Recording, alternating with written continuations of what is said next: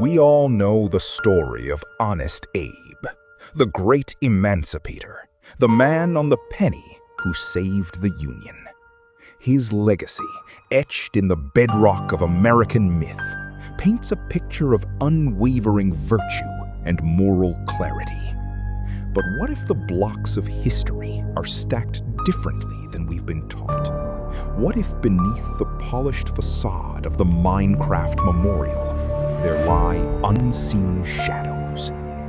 Welcome to Buried History.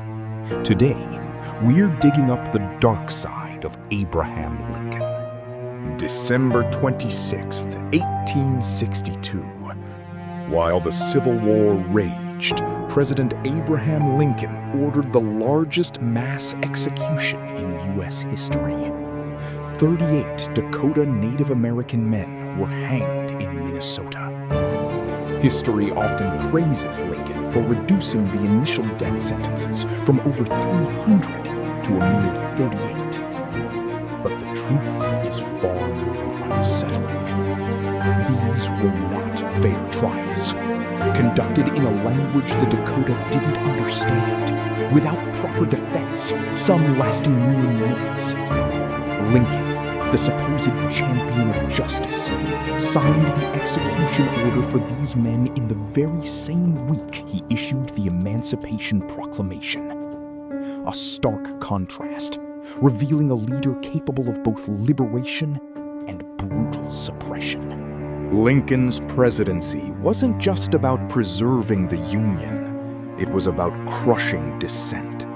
Fearing the fire in the rear, opposition from within the Union, Lincoln's administration systematically suppressed critical voices.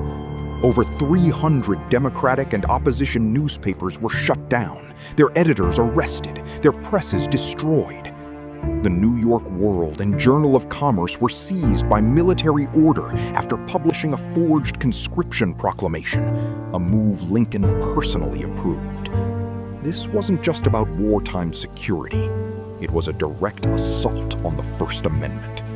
The freedom of the press, a cornerstone of American democracy, was deemed expendable in the pursuit of Union victory.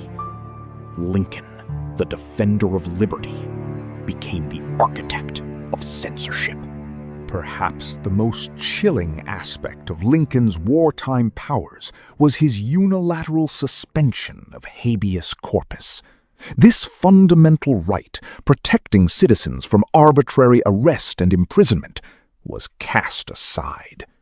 Estimates suggest anywhere from 13,000 to 38,000 political prisoners were held without trial, without charges, often in military prisons.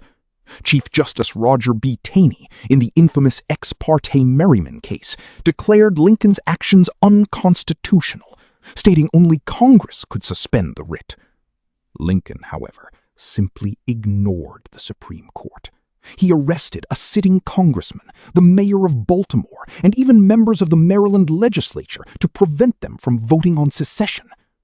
This was a president who, in his own words, was willing to break the law to save the law, transforming himself into a constitutional dictator in the process. While celebrated as the Great Emancipator, Lincoln's views on race were far from modern ideals. He explicitly stated during the 1858 debates, "I am not, nor ever have been, in favor of bringing about in any way the social and political equality of the white and black races." His vision for freed slaves was not integration, but colonization. Lincoln actively funded and promoted plans to deport freed black Americans to colonies in Haiti and Central America. The most tragic example, the Ile of Vache disaster, saw hundreds sent to a desolate Haitian island, many dying of disease and starvation before the U.S. Navy was forced to rescue the survivors. For Lincoln, the Emancipation Proclamation was a military tactic, a strategic blow against the Confederacy, not a declaration of universal equality. He famously declared, "If I could save the Union without freeing any slave, I would do it. Lincoln's resolve to win the war led him to endorse tactics that would forever change the nature of conflict. He fully supported General William Tecumseh Sherman's total war strategy, famously known as the March to the Sea.